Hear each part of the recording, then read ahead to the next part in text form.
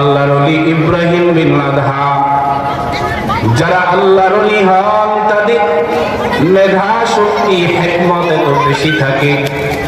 তিনি ওই যুবককে কাছে ডেকে বলেন, ও যুবক কাছে আসো, হ্যাঁ আমি তোমাকে এমন কিছু পদ্ধতি বলে দিব, তুমি যদি আমার ওই পদ্ধতি অথবা শর্তগুলো মেনে চলতে পারো তাহলে তুমি অপরাধ করো, কোনো বাধা নাই। যুবক খুশি হয়ে গেছে যে অপরাধ করা যাবে কিন্তু শাস্তি ভোগ করতে হবে না। আলহামদুলিল্লাহ الذي لم يزل عالما قديرا حيا قيوما سميعا بصيرا ونشهد أن لا إله إلا الله وحده لا شريك له وأكبره تكبيرا.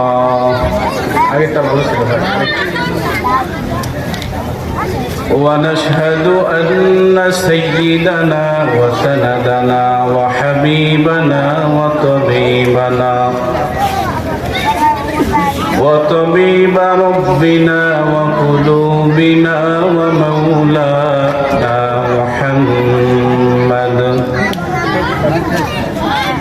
صلى الله تعالى عليه وعلى آله وأصحابه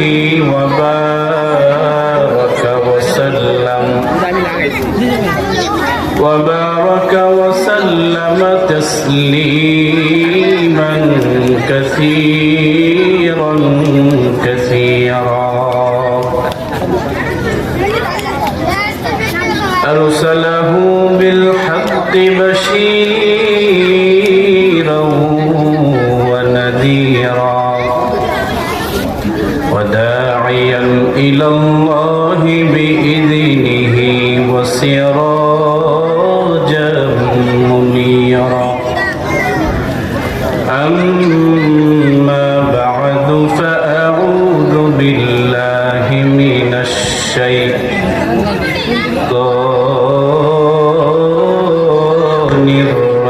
الرجيم.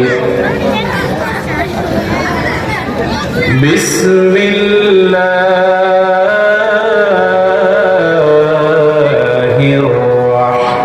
الرحمن الرحيم. وذروا ظاهر الإثم باطنه. وقال تعالى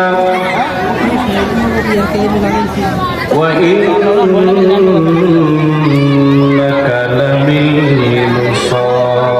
لبالمرصاد. وقال النبي صلى الله عليه وسلم اتق المحارم تكن أعبد الناس، أو كما قال النبي عليه الصلاة والسلام.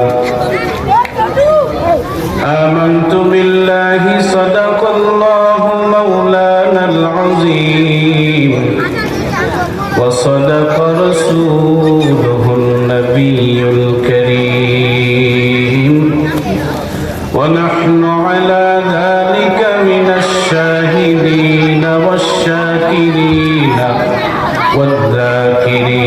والذاكرين والحمد لله رب العالمين.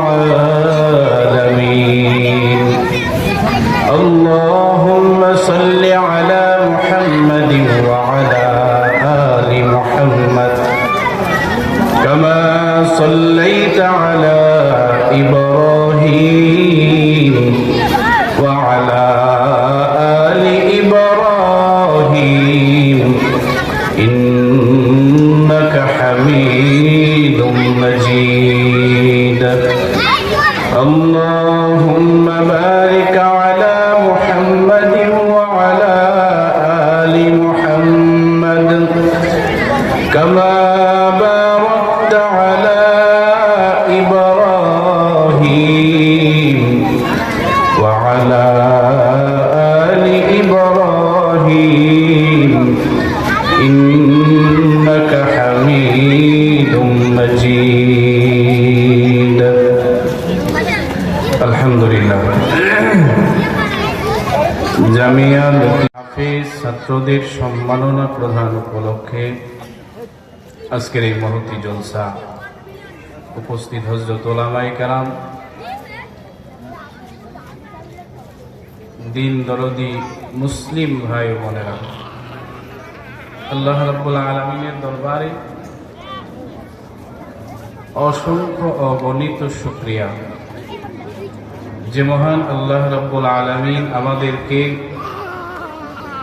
মাগরিবের নামাজের পরে দিনী আলোচনা শুনবার নিয়তে এই দামি মজলিসে এসে বসার তৌফিক দিয়েছেন। এই জন্য সকলেই অন্তরের গভীর থেকে কালিমাতুশ শুকর আদায় করি আলহামদুলিল্লাহ। অল্প সময় ভূমিকাবিহীন কিছু কথা আপনাদের সামনে আরজ করার আল্লাহ রাব্বুল আলামিন তৌফিক দান করুক, সবাই বলে আমিন। সম্মানিত দিন দরদি ইসলাম প্রিয় মুসলমান ভাই বোনেরা, আল্লাহ রাব্বুল আলামিন এই পৃথিবীতে আমাদেরকে একটি উদ্দেশ্য নিয়ে পাঠিয়েছেন। আল্লাহ রাব্বুল আলামিন চান আল্লাহ প্রতিটা আশরাফুল মাখলুকাত মানুষ যেন পরকালে জান্নাতের মেহমান হয়। এজন্য আল্লাহ রাব্বুল আলামিন দুনিয়াতে দুইটি ডিউটি আমাদেরকে দিয়েছেন। একটা ডিউটির নাম হলো ইবাদত, আরেকটা ডিউটির নাম হলো আল্লাহর যত নিষেধ আছে ওই নিষেধ থেকে নিজেদেরকে বাঁচিয়ে রাখা। দুটোটাই ইবাদত, কিন্তু একটা হলো আল্লাহর পক্ষ থেকে আদেশ, আরেকটা হলো নিষেধ। একজন মুমিন তার জিন্দেগিতে সবচাইতে যে দামি আমলটা করে ওই আমলের নাম হলো গুনাহ থেকে বেঁচে থাকা। আল্লাহ তাআলার যত আদেশ আছে, ইবাদত আছে, ওই ইবাদত গুলো আদায় করলে বান্দা আল্লাহ তাআলার দরবারে এমন এক স্তরে পৌঁছায় তার 1000 ভাগের 1 ভাগ অপরাধ যদি করে সারা জিন্দেগির ওই সম্মানের স্থান সামান্য পরিমাণ গুনাহের কারণে সাথে সাথে নিচে পড়ে যায়। এজন্য আল্লাহ রাসূল সাল্লাল্লাহু আলাইহি ওয়াসাল্লাম হাদিসে বলেন, ইত্তাকিল মাহারিমা তাকুন আ'বাদান নাস। আল্লাহ রাসূল সাল্লাল্লাহু আলাইহি ওয়াসাল্লাম সাহাবায়ে কেরামের সামনে জরুরি নসিহত পেশ করতেছিলেন। এমনও সময় হযরতে আবু হুরায়রা রাদিয়াল্লাহু তাআলা আনহু সামনে ছিল। আল্লাহ রাসূল বলেন, আমি তোমাদেরকে কিছু আমলের কথা বলবো, যে আমলগুলো তোমরা করবে, তোমরা করতে না পারলে অন্যদেরকে এই আমলগুলোর ব্যাপারে দাওয়াত দিবে। হযরত আবু হুরায়রা রাদিয়াল্লাহু তাআলা আনহু বলেন, আল্লাহ রাসূল বলেন, ইত্তাকিল মাহারিমা তাকুন আ'বাদান নাস। হে পৃথিবীর মানুষ, আল্লাহ তাআলার কাছে সবচাইতে প্রিয় আমল হলো আল্লাহর নাফরমানি থেকে বেঁচে থাকা। কেউ যদি আল্লাহর নাফরমানি থেকে নিজেকে বাঁচিয়ে রাখতে পারে, আল্লাহ রাসূল বলেন ওই বান্দা আল্লাহ তাআলার কাছে সবচেয়ে বড় ইবাদতকারী হিসাবে আল্লাহর দপ্তরে তার নাম উঠে যায়। সুবহানাল্লাহ। এজন্য আমল বেশি করার চাইতে গুনাহ থেকে বেঁচে থাকাটা বেশি জরুরি। গুনাহ কাকে বলে? কোরআন ও হাদিসের বিপরীত চলার নাম হলো গুনাহ। আল্লাহর যত আদেশ আছে এই আদেশগুলো অমান্য করা, রাসূলের সুন্নাতের খেলাফ করার নাম হলো গুনাহ। গুনাহকে ক্যান্সারের সাথে উপমা তুলনা দেওয়া হয়েছে। শরীরের কোন জায়গায় যদি ক্যান্সার হয় তাহলে দ্রুত ওই অংশটি কেটে ফেলে দিতে হয়, না হয় ওই ক্যান্সার পুরা দেহের মধ্যে ছড়িয়ে পড়ে ওই লোকটি দ্রুতই মৃত্যুর দিকে ধাবিত হয়ে যায়। ফসলের ক্ষেতে এক ধরনের আগাছা হয় যেগুলো মানুষের মূল মাকসাদ থাকে না। যদি সঠিক সময় ফসলের পরিচর্যা করে ওই আগাছাগুলো উপড়ে ফেলা না হয়, একটা সময় ফসল দুর্বল হয়ে যায়, মানুষ কাঙ্ক্ষিত ফসল পায় না। ঠিক মানুষ যখন অপরাধের দিকে ধাবিত হয়ে যায়, শুরুর দিকেই যদি অপরাধ থেকে নিজেকে ফিরিয়ে না রাখে, তো একটা সময় মানুষের ঈমান আর ইসলাম দুর্বল হতে হতে একটা সময় তার ঈমান আর ইসলাম হারিয়ে যায়। এজন্য ইবাদতের চাইতে বেশি নকল ইবাদত করার চাইতে বেশি আল্লাহর নাফরমানি থেকে বেঁচে থাকাটা বেশি জরুরি। এজন্য হাফিজ ইবনে কাইয়ুম আল জাওজি রাহিমাহুল্লাহু তাআলা আনহু বলেন, অনেক সময় মানুষ গুনাহকে ছোট মনে করে। কিছু গুনাহ আছে ছোট গুনাহ, সগীরা গুনাহ, তো মানুষ ভাবে এটা তো সগীরা গুনাহ, ছোট গুনাহ, এটা করলে তেমন কোনো ক্ষতি হবে না। গুনাহকে ছোট মনে করার কোনো সুযোগ নাই, অপরাধ অপরাধী। এজন্য হাফিজ ইবনে কাইয়ুম আল জাওজি রাহিমাহুল্লাহু তাআলা আনহু বলেন, হে পৃথিবীর মানুষ, গুনাহ ছোট না বড় ওই দিকে তাকাবার সুযোগ নাই। গুনাহটা ছোট হোক অথবা বড় হোক, আল্লাহর নাফরমানিটা ছোট হোক অথবা বড় হোক, গুনাহ তো গুনাই। এই জন্য হাফিজ ইবনে কাইয়ুম আল জাওজি বলেন, পৃথিবীর মানুষ রে, গুনাহটা ছোট না বড় ওই দিকে তাকাবি না, বরং কোন মহান রবের সাথে নাফরমানি করো ওই মহান রবের শানের দিকে তাকাও। গুনাহটা তোমার দৃষ্টিতে যদিও ছোট হয়, কিন্তু যেই রবের নাফরমানি করো ওই রব কিন্তু ছোট না। ঠিক কিনা বলেন? এই জন্য গুনাহকে ছোট মনে করা এটাও বড় ধরনের একটা অপরাধ। এই জন্য হাফিজ ইবনে কাইয়ুম আল জাওজি রাহিমাহুল্লাহু তাআলা আনহু পৃথিবীর সমস্ত মুমিন মুসলমানদেরকে উদ্দেশ্য করে বলেন, ও মুমিনেরা, গুনাহটা ছোট না বড় ওই দিকে তাকাবি না, বরং তাকাবি এই নাফরমানিটা কোন সত্তার সাথে করো, তিনি তো ছোট না। এই জন্য একজন বুজুর্গ তিনি বলেন, আমার দিলের মধ্যে আল্লাহ তাআলা এটা ঢেলে দিয়েছেন, এলকা করে দিয়েছেন। পৃথিবীর মানুষ অপরাধ করার সময় একটা ছোট বাচ্চার সামনেও মানুষ অপরাধ করতে লজ্জা পায়, কিন্তু পৃথিবীর মানুষ এই কথার দিকে তাদের কোনো খেয়াল নাই। মা বাবা সন্তানের সামনে অপরাধ করে না, কারণ সন্তান দেখে ফেলবে। ওই এলাকার সম্মানিত ব্যক্তি যার বড় সম্মান, সে মানুষের সামনে অপরাধ করে না, কারণ মানুষ তাকে বড় সম্মান করে। একজন আল্লাহর ওলি ডেকে বলেন, পৃথিবীর মানুষে, আল্লাহ আমার দিলের মধ্যে কথা ঢেলে দিয়েছেন। আল্লাহ আমাকে বলেন, ও আমার গোলাম, তুমি মানুষকে বলো পৃথিবীর মানুষ যেন না দেখে, এই জন্য তুমি দুনিয়ার দরওয়াজা বন্ধ করে দিয়ে অপরাধ করো, গুনাহ করো। ও গোলাম, দুনিয়ার মানুষ যেন না দেখে দুনিয়ার দরজা বন্ধ করে দিয়ে আল্লাহর নাফরমানি করো। ওই সমস্ত লোকদেরকে বলো, তুমি তো দুনিয়ার দরওয়াজা বন্ধ করে দিয়েছো যেন দুনিয়া না দেখে। তুমি ওই সমস্ত মানুষগুলারে বলো, ওই আসমানওয়ালা যিনি তোমারে বানিয়েছেন, যে রব তোমার দিকে তাকায় আছেন, ওই আসমানের দরওয়াজাকে কি তুমি বন্ধ করতে পেরেছো? যেই দরজা দিয়ে তোমার খালেক তোমার দিকে তাকিয়ে আছে,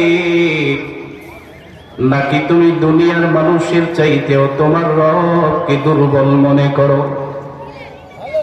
আল্লাহর ওলি বলেন, পৃথিবীর মানুষ রে, দুনিয়ার মানুষ যেন তোমার অপরাধ না দেখে, এই জন্য তুমি গোপনে অপরাধ করো। দরজাটা বন্ধ করে দাও, দুনিয়ার কেউ যেন তোমারে না দেখে। আল্লাহর ওলি বলেন, দুনিয়ার মানুষ রে, দুনিয়ার কেউ তোমারে দেখে না, কিন্তু এমন একজন তোমাকে দেখে, যেই রব একটা সেকেন্ডের জন্য চোখের পলক পেলেন না। আল্লাহ কোরআনে বলেন, ইন্না রাব্বাকা লাবিল মিরসাদ। আল্লাহ বলেন, তোমার একজন রব আছে, যিনি তোমাকে বানিয়েছেন, তিনি এমন দৃষ্টিতে তোমার দিকে তাকায় থাকেন। ইন্না রাব্বাকা লাবিল মিরসাদ, যেই রব একটা সেকেন্ডের জন্য দৃষ্টির পলক পেলেন না। মিরসাদ শব্দের অর্থ মুফাসসিরিনে কেরামগণ বলেন, মিরসাদ শব্দের ব্যাখ্যা হলো এই, একজন তীরন্দাজ সে তার নিশানা ঠিক করার জন্যে, শিকার করার জন্যে তীর ধনুকের মধ্যে ফিট করে সে যখন তার টার্গেটের দিকে ধনুক লাগায়, এমন ভাবে তীর ছাড়ার আগে এক দৃষ্টিতে তাকিয়ে থাকে, নিঃশ্বাস পর্যন্ত নেয় না। ঠিক না? আল্লাহ তাআলা কোরআনে বলেন, ইন্না রাব্বাকা লাবিল মিরসাদ, এমন একজন রব তোমার, যেই রব তোমার দিকে তাকায় আছে এমন দৃষ্টি দিয়া। লাবিল মিরসাদ মানে ওই যে তীর নিক্ষেপ করনেওয়ালা, তীর নিক্ষেপ করার আগে এমন ভাবে তাকায় আছে, চোখের পলক একবারের জন্যও পালায় না। আল্লাহ তাআলা কোরআনে বলেন, পৃথিবীর মানুষ রে, গুনাহ করার জন্য তুমি দুনিয়ার দরওয়াজা বন্ধ করে দিয়েছো, কিন্তু তোমার কি খবর নাই, তোমার একজন রব আছে, যিনি তোমার দিকে এমন ভাবে তাকায় আছে, একজন তীর নিক্ষেপ করনেওয়ালা তার নিশানার দিকে যেমনি ভাবে তাকায় থাকে রে, একটা সেকেন্ডের জন্যও তার চোখের পলক পেলে না, আমার রব তোমার দিকে এভাবে তাকায় আছে। অতএব দুনিয়ার দরওয়াজা বন্ধ করলে বাঁচতে পারবা না, ওই রব সময় মতো তোমাকে ধরে ফেলবে। এই জন্য আল্লাহর ওলি বলেন যে আমার দিলের মধ্যে আল্লাহ তাআলা এটা ঢেলে দিয়েছেন, আমি যেন দুনিয়ার মানুষকে বলি, ও দুনিয়ার মানুষ, গুনাহ করার জন্য তুমি তো দুনিয়ার দরজা বন্ধ করে দিয়েছো, কিন্তু আসমানের দরজা তুমি কিভাবে বন্ধ করবে বলো? এই জন্য দুনিয়ার মানুষকে ভয় পাইলে চলবে না, ভয় পাওয়া লাগবে কাকে? আল্লাহকে। ইমাম বুখারী রাহিমাহুল্লাহ তাআলা আনহুর উস্তাদ হযরত আতা বিন রিবাহ রাহিমাহুল্লাহ তাআলা আনহু, তিনি বলেন, প্রতিদিন ফেরেশতারা পৃথিবীর মানুষের আমলনামা আল্লাহ তাআলার সামনে পেশ করে। হযরত আতা বিন রিবাহ রাহিমাহুল্লাহ তাআলা আনহু ইমাম বুখারীর উস্তাদ, তিনি বলেন, আল্লাহ তাআলার সামনে প্রতিদিন আল্লাহ তাআলার ফেরেশতারা প্রতিটা মানুষের আমলনামা পেশ করে সামনে। তিনি বলেন, আল্লাহর সামনে যখন আমলনামাগুলা পেশ করা হয়, গুনাহগার বান্দার আমলনামাগুলা যখন আল্লাহর সামনে আসে, আমার আল্লাহ তাড়াতাড়ি ঢেকে ফেলে, ফেরেশতাদের সামনে ওই বান্দাকে নিয়ে কোনো শিকায়াত করে না। হযরত আতা বিন রিবাহ বলেন, মানুষ বড় আশ্চর্যজনক, বড় অদ্ভুত এক প্রাণী। যেই প্রাণীটা আল্লাহর এত নাফরমানি করে, আমার রব তার বান্দাকে এত বেশি ভালোবাসে। আল্লাহ তাআলা মানুষের গুনাহগুলোকে ঢেকে রাখে, ফেরেশতাদের সামনেও খুলতে চায় না।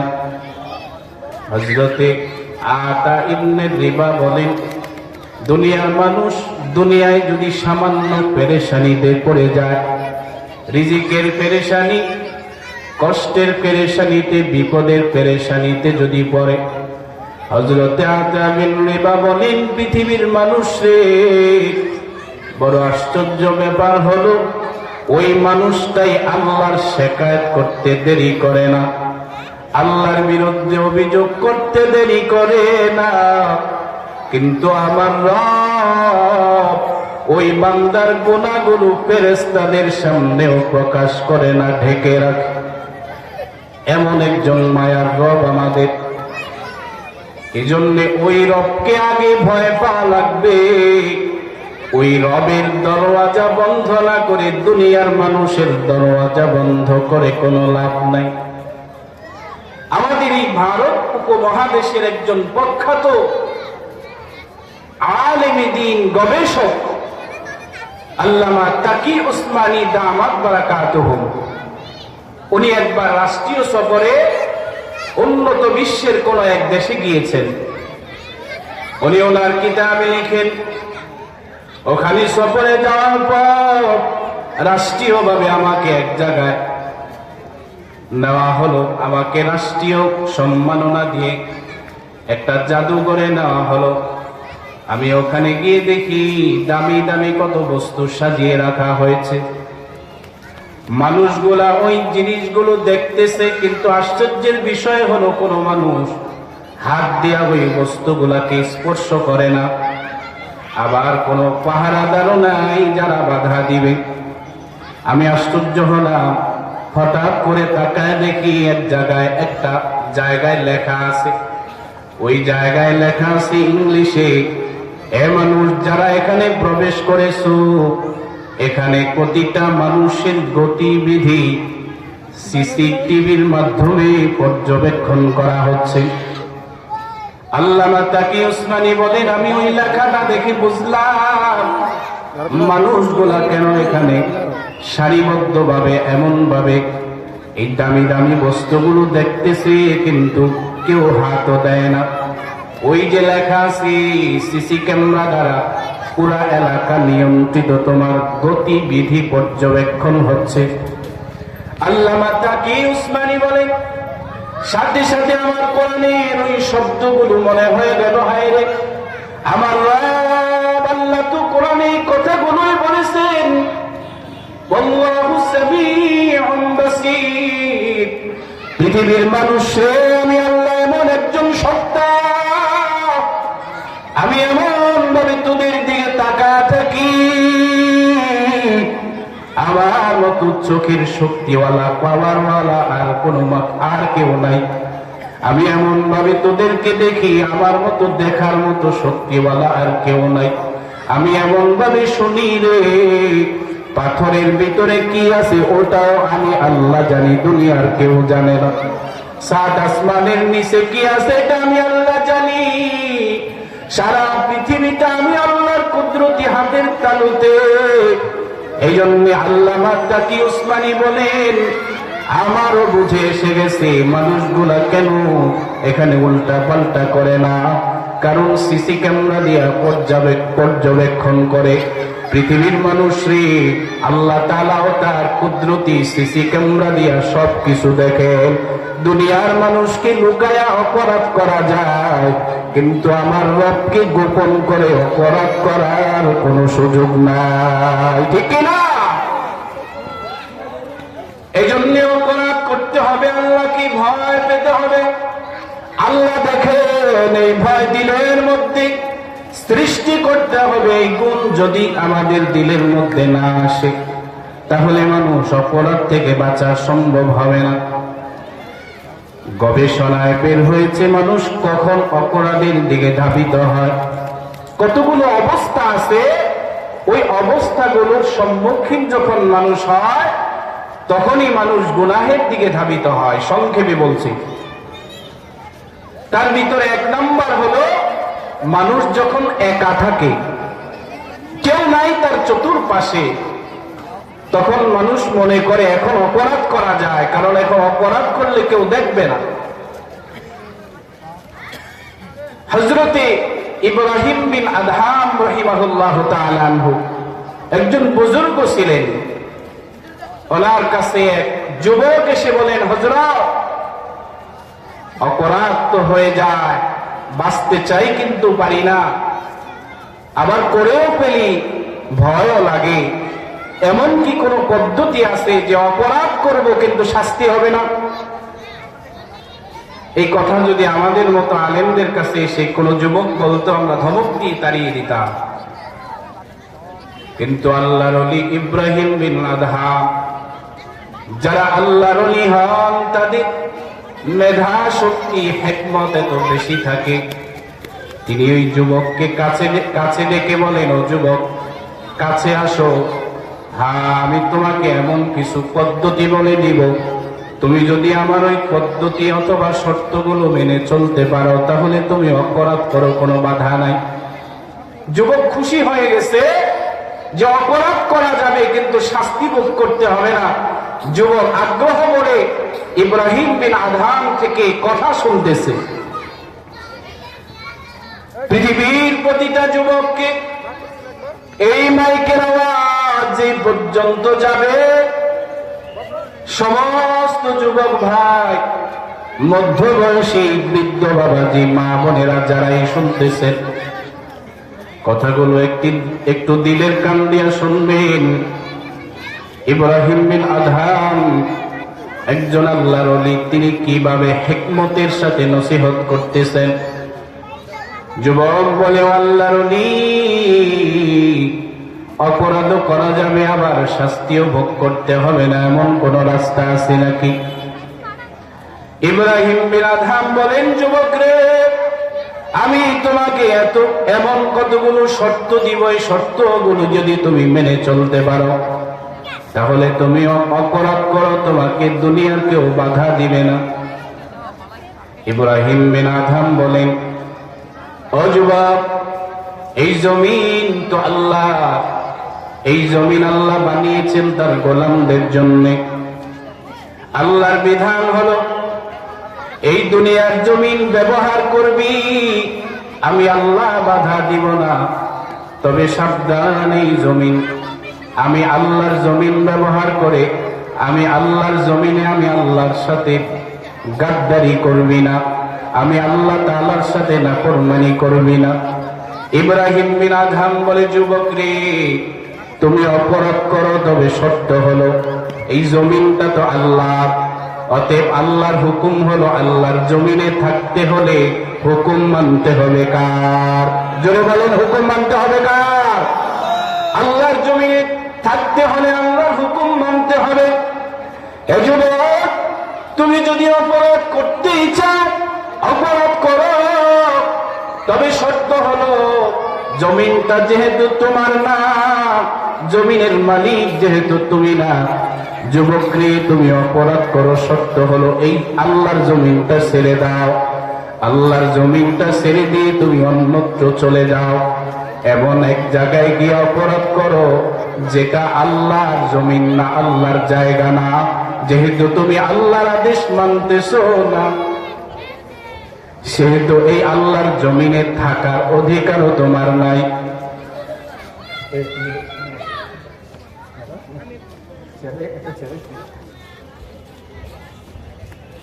যেহেতু এটা আল্লাহর জমিন আর আল্লাহর হুকুম যেহেতু তুমি মানতেছো না, তাই আল্লাহর জমিন ব্যবহার করাও তোমার জন্য বৈধ নয়। যুবকের মাথা নত হয়ে গেছে। আল্লাহর ওলির দ্বিতীয় শর্ত শোনায় দেয়, ও যুবক, যেহেতু তুমি আল্লাহর হুকুম মানতে চাও না, তুমি তোমার জীবন মন চাই জিন্দেগি গঠন করতে চাও, তাহলে দ্বিতীয় শর্ত শুনে নাও, এই পৃথিবীতে যত রিজিক আছে সব রিজিকের মালিককে। জোরে বলেন, রিজিকের মালিককে। আল্লাহ নবী বলেন, যুবক রে, রিজিকের মালিক যেহেতু আল্লাহ, তাহলে তুমি তোমার রবকে বলে দাও, আল্লাহকে বলে দাও, আল্লাহ আমি তোমারটা খাইও না, তোমার হুকুম মানব না। তুমি ঘোষণা দিয়া দাও, আল্লাহ আমি তোমার রিজিক খাবো না, কারণ আমি তোমার হুকুম মানি না, তাই আমি তোমার রিজিকও খাবো না। বলেন তো দেখি, রিজিক ছাড়া বাঁচার কোন সুযোগ আছে নাকি? আল্লাহর দেওয়া রিজিক ছাড়া কেউ বাঁচতে পারে? যুবকের মাথা নত হয়ে গেছে। এভাবে অনেকগুলো শর্ত শোনালেন। সর্বোপরি কথা হলো এই, আল্লাহর জমিনে থাকতে হলে আল্লাহর হুকুমই মানতে হবে। যুবক বুঝে গেছে, তার দিল নরম হয়ে গেছে, আল্লাহর ওলিরে জড়ায় ধরছে। ও আল্লাহর ওলি, আমি বুঝতে পারি নাই, আমাকে তওবা করা দেন, আমি আজ থেকে খাঁটি মুসলমান হয়ে যাব। তো আমি যে কথাটা বোঝাইতে চাইতেছিলাম, গুনাহ এমন একটা জিনিস, আপনি ইবাদত করে যত মর্তবাই হাসিল করেন না কেন, একটা মানুষ কষ্ট করে গাছের আগায় উঠলো 10 মিনিট লাগা, কিন্তু ওখান থেকে যদি হাত ফসকে নিচে পড়ে যায়, সময় লাগবে কতক্ষণ? সারা জিন্দেগি আমল করে গুনাহের দ্বারা আপনার এই মর্তবা মাটির সাথে ধূলিসাৎ হতে বেশি সময়। এজন্য আল্লাহ রাসূল বলেন, ইত্তাকিল মাহারিমা তাকুন আবাদান নাস। মুমিনের জন্য সবচেয়ে বড় ইবাদত হলো আল্লাহর নাফরমানি থেকে বেঁচে থাকা। আল্লাহ আমাদেরকে তার